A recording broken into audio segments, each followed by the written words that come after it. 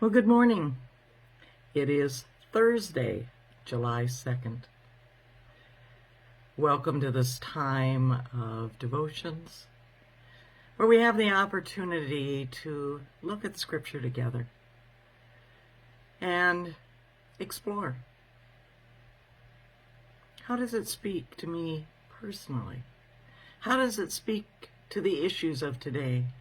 How does it speak to the issues in my family, my community, my neighborhood, my country, and the world? I am Heather E. Clausen, pastor of Bethel Lutheran Church and the United Methodist Church, both in Herman, Minnesota. This morning, once again, we are going to be in the Gospel of Matthew. This time we will be in chapter 10.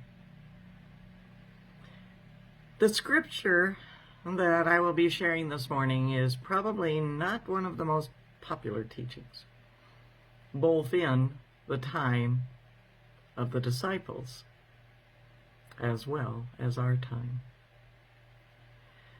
Yesterday I mentioned that the Gospel of Matthew was to Jewish believers, those who had not walked away from the Torah, not walked away from the Jewish faith, but had added this layer of the teachings of Jesus and had accepted that Jesus was the one, the Messiah that came. And in speaking to them, he was teaching them not only how to be a follower, how to be empowered and strengthened in the difficult days, but also not shying away from some hard truths. In the time of the early church, it was not safe to be a believer. It definitely was not safe to be one who preached, who taught, and who traveled to spread that word. This new faith was seen as a threat, and the coming together of more and more and more people, a threat to the Roman authority.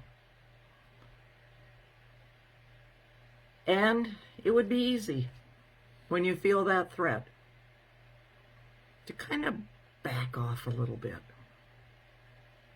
of some of the more difficult teachings, to play it safe, to try to keep peace at all costs. We've been there, haven't we?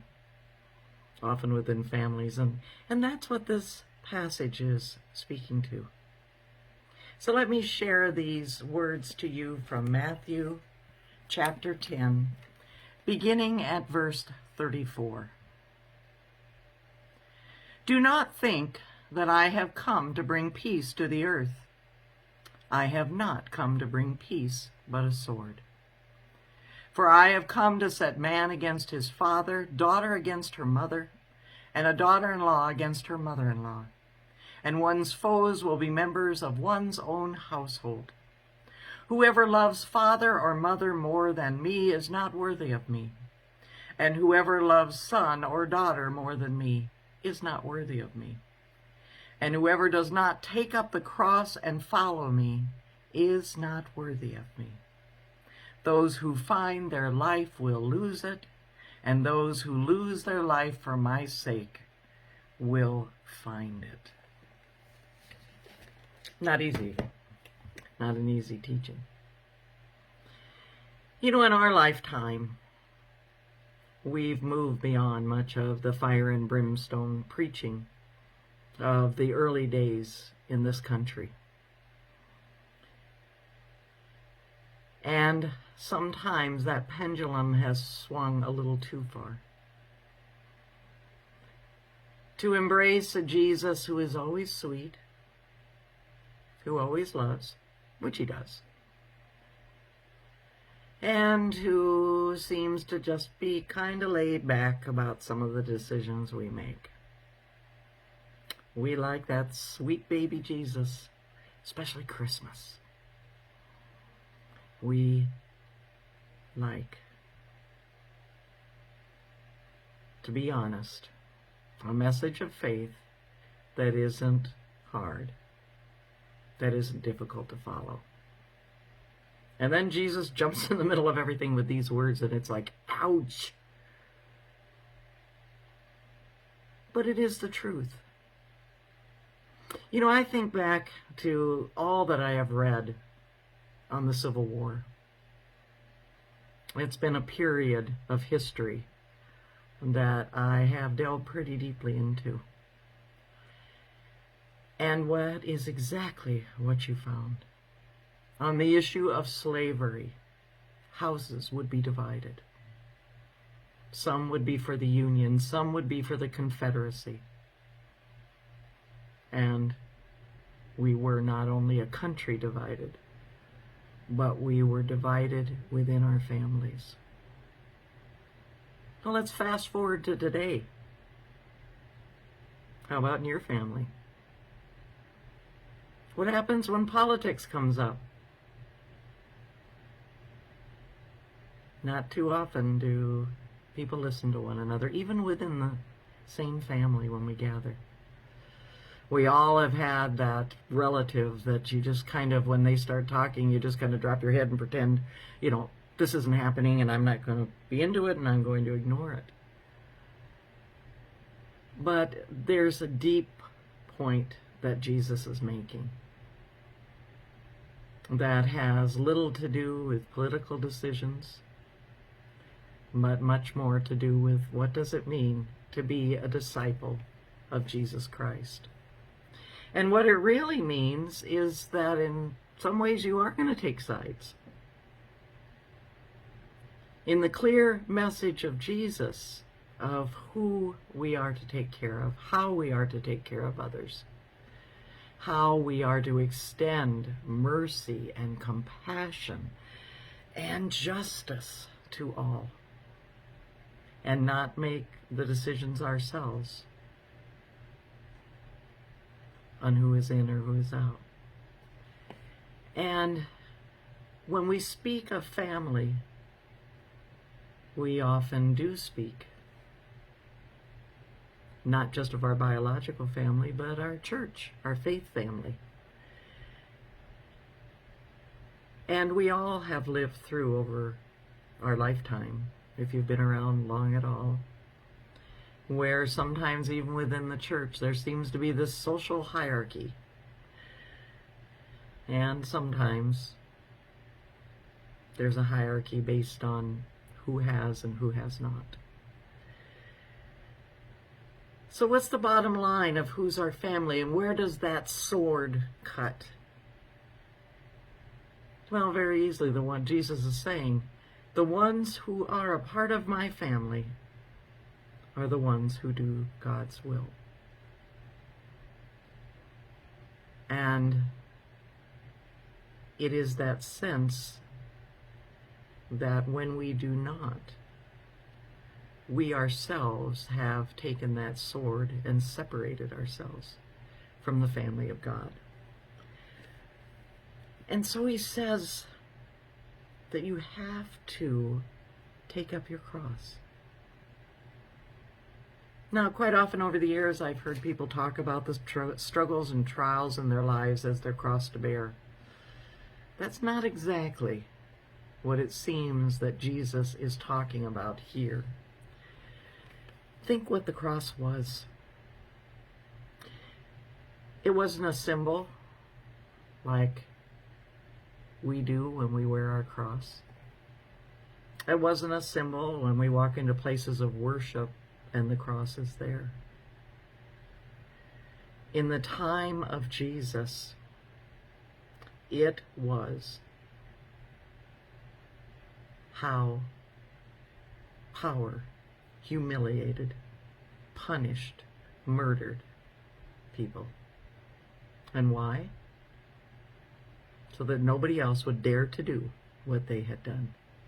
So when Jesus says, take up your cross, It can be a little scary, can't it? What it says is that cross that Jesus bore to Calvary is the one that we are to lift up. Not so it can continue to be torture, punishment, power, or a display of power over others, even in the modern world. But when we take that cross and we stand that cross up, we're saying we stand for something that's really important.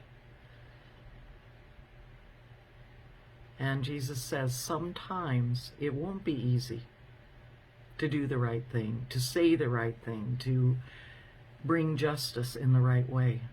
And there are going to be others that will not like what you are doing.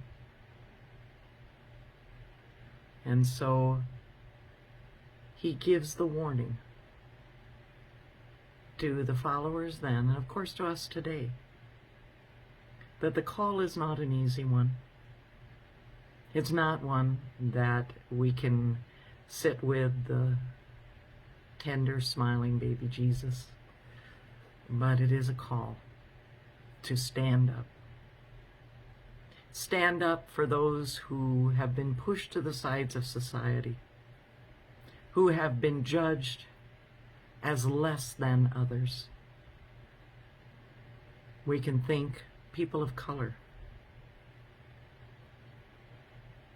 GLBTQIA community, those who are poor. To stand up for them and to say that in God's eyes they are as worthy, as deserving, and should receive all that everyone else does. Taking up our cross also means that we are to care deeply for those who are ill, whether it is of the body or a mental illness. And what does that mean to care for them? Again, it means as we stand up that cross that we are willing to be sure that medical care is available, that there are ways in which to deal compassionately with people with mental illness who are acting out. Think how Jesus cared for that man who was possessed. They didn't understand mental illness back then. Everything was a demon possession. But he did not turn aside. He did not walk away. But he acknowledged that man as worthy of healing and wholeness. It isn't always easy to stand up for what is good. It isn't always easy to make the sacrifices that are needed to care for others. But it is exactly what Jesus is saying in this passage. Sometimes it will turn family members against one another who do not believe the same. That doesn't mean that it will be permanent. Sometimes our other role is as a healer and a reconciler. Sometimes that means we have to listen to the person we don't agree with, to hear why they feel that way, to listen to their pain. And then, when they're ready, let them listen to why we feel the way we do. That, too, is taking up a cross and following Jesus. Today, there are so many issues that we are dealing with, just like other generations have dealt with in their time. There is plenty in the mission field of the work that we can do, even if it is the most simple and sometimes the hardest work, to have those conversations, to listen to others, and then have them listen to us. See, we don't have the right to treat even those that we disagree with, and we don't like the way they treat others. We still don't have the right to turn around and treat them the same way they treat others. We do need to step between. We do need to care for the one who, in whatever way, is being hurt or marginalized or judged or belittled. But we also are to love the one we disagree with and the one that disagrees with us. It's a fine line. It's a hard path to follow, to step into. But we need to remember it is the path that Jesus has placed us on. And when we follow that path, we are never alone. Amen.